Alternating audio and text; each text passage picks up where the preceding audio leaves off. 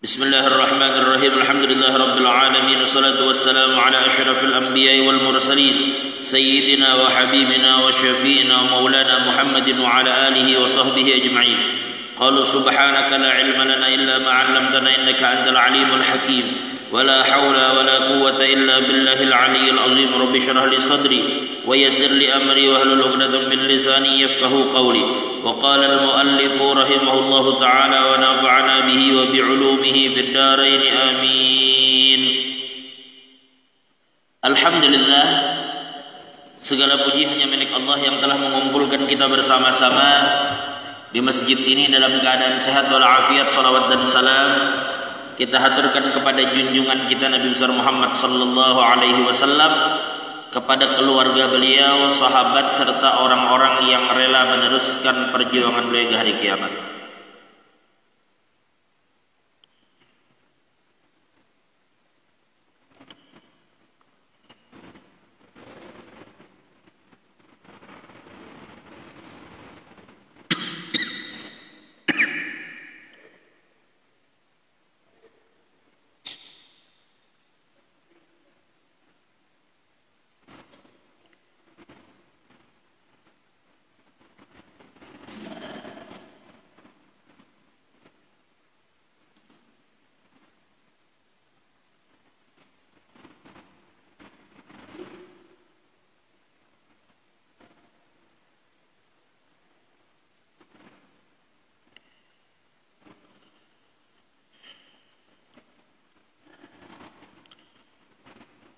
Di dalam sebuah riwayat yang diriwayatkan oleh Imam At-Tabrani, niyatul mukmin khairun min amalih, bahwa niat orang beriman itu terkadang lebih hebat daripada amalnya. Makanya di dalam hadis yang lain Nabi sallallahu alaihi wasallam bersabda, innamal a'malu binniyat. Hadis yang oleh madhab Syafi'i dipahami bahwa sah tidaknya sesuatu itu tergantung niat. Tetapi itu dipahami oleh madhab lain bahwa sempurnanya sesuatu dengan niat. Tetapi intinya ini hadis konteksnya adalah tentang orang yang pergi ke Madinah berhijrah, tetapi motivasi mereka untuk berhijrah itu bermacam-macam. Makanya Nabi SAW mengatakan, man kanat hijratuhu lillahi wa rasulihi fa hijratuhu man kanat hijratuhu ilallahi wa rasulihi fa hijratuhu ilallahi wa rasulihi. Orang yang hijrahnya untuk mencari keridhaan Allah, maka yang ia dapat adalah keridhaan Allah. Wa man kanat hijratuhu lid-dunya yusibuha aw imra'atin yankihuha fa hijratuhu ila ma hajara ilaih. Tapi ujar Nabi, apabila orang berangkat ke Madinah niatnya adalah untuk mendapatkan dunia yang ia kejar atau untuk mengejar bebinian yang ia suka. Rupanya orang nang inya incar ini tulak ke Madinah, maka inya tulak juga untuk mendatangi bebini itu.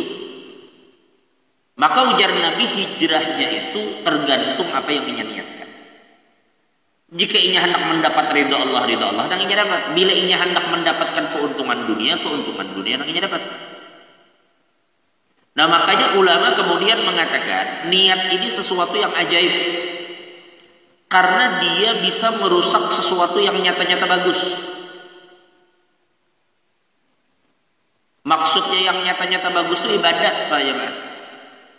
Ibadat yang pian kerjakan seperti sholat atau puasa itu adalah sesuatu yang bagus, nyata bagusnya, merupakan bagian daripada ibadat. Tapi niat bisa merusak itu.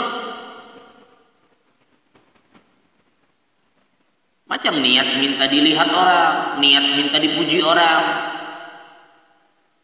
Niat itu merusak gawian yang bagus. Tapi sebaliknya, niat bisa membuat sesuatu yang biasa menjadi luar biasa. Ada di dalam agama ini sesuatu yang disebut dengan jawas. Jawas itu mubah.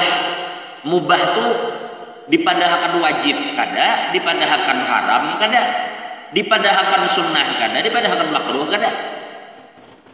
Dan ini bukan ibadat. Contohnya minum kopi. Minum kopi itu sunnah kada, makruh kada. Wajib kada, haram pun kada. Tapi ada orang yang meminum kopi dengan niat aku hendak menuntut ilmu. Jadi aku minum ini supaya mataku tahan ketika menuntut ilmu. Gurih para jemaah. Itu wajib kada, haram kada. Gurih itu mubah. Lalu orang beristirahat sebentar dengan niat supaya aku fit karena untuk beribadat kepada Allah.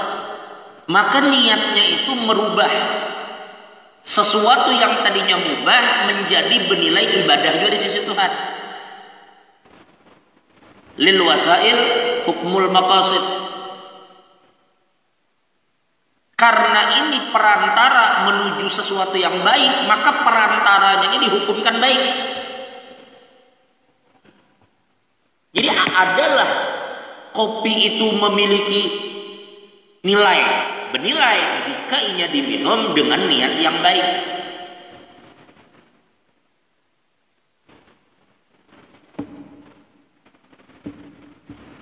Baik. Makanya ada anekdot, tapi anekdot namanya anekdotnya kan kok jadi dalil. Ada anekdot dulu jar apabila orang tuh meminum kopi,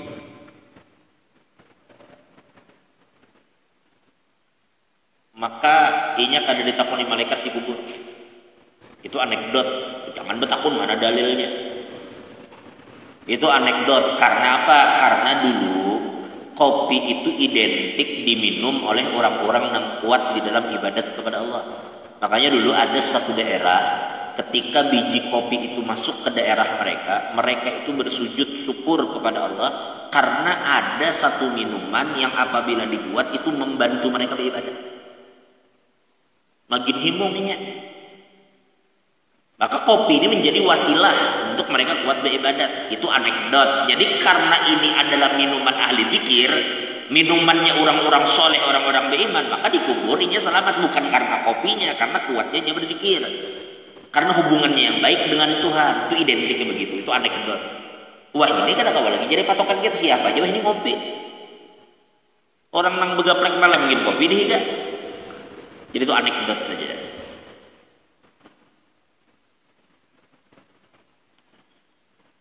Baik.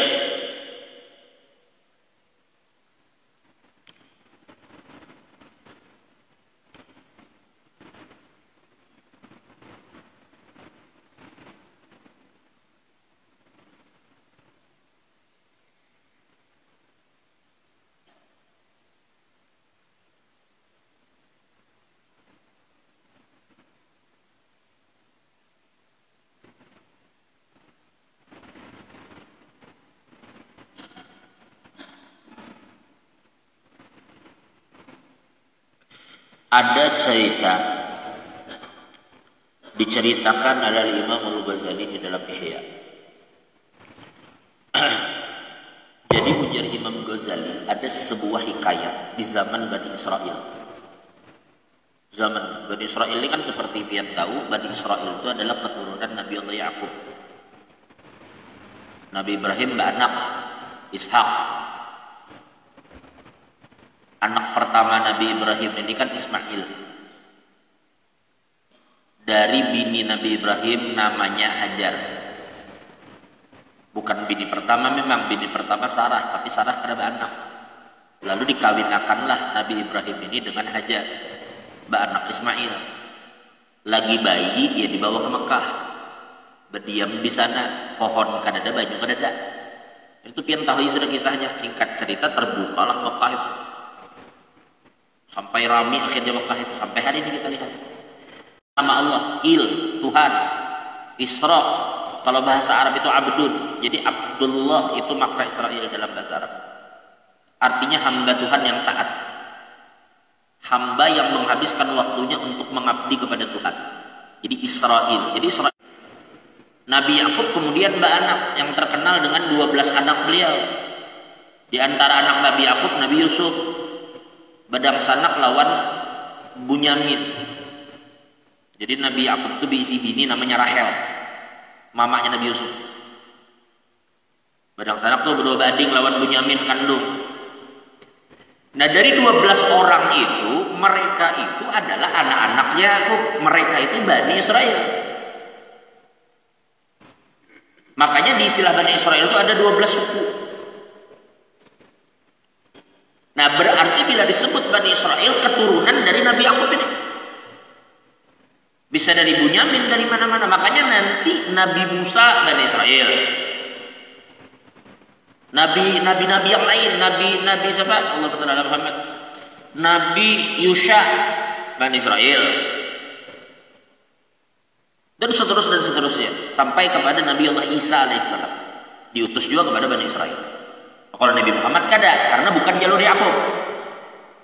Jalur Ismail kan, bangsa Arab jalurnya. Nah, singkat cerita, di zaman Bani Israel ini dikatakan di sini wa yurwa anna rajulan fi Bani Israil marra bi kusban ramlin fi ayyam qahth.